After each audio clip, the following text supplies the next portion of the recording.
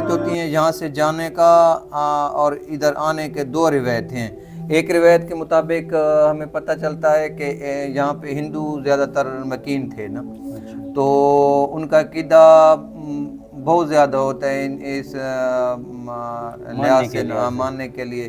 وہ ایک مرتبہ ان ہندوؤں کی ایک عورت آئی بچہ لے کر, اس کا بچہ فوت ہو گیا, تو پیر قمر سلطان کے پاس آئی. اس نے کہا کہ میرا بچہ فوت ہو گیا ہے, دعا کریں اس کو زندہ کر دیں. تو پیر قمر سلطان نے ان کی نظریں تو بہت وسیع ہوتی ہیں نا ولیوں کی. اس نے کہا, پیر قمر سلطان نے کہا کہ آپ جاؤ, جس کی دعا سے یہ پیدا ہوئے نا اسے کہو کہ اس کو زندہ کریں. آپ جانتے تھے کہ پیر شاہی علیہ رحمت کی دعا سے پیدا ہوا ہے.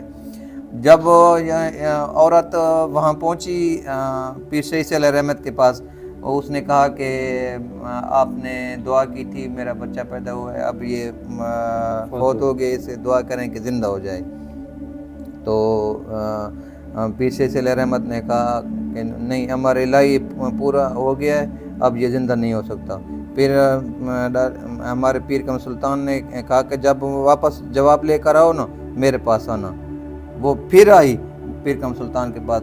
پھر پیر قمر سلطان نے, ہمارے دادا نے کہا کہ اب جاؤ اسے کہو کہ آپ دلا سکتے ہیں اور اس کو زندہ کیوں نہیں کر سکتے. جب عورت وہاں پہنچی اس نے کہا یہ تمہاری زبان نہیں ہے, یہ قمرو کی زبان ہے. اس کا پیچھے سے رحمت کے سکے بانجے تھے نا, قمرو کے لقب سے ایسے بچوں کی طرح بلاتے تھے. اس نے کہا کہ جاؤ, ہمارے الہی تھا, آپ جاؤ. پھر پیر قمر ہمارے دادا کے پاس آئی اور آپ نے دعا کی اور بچہ زندہ ہو گیا.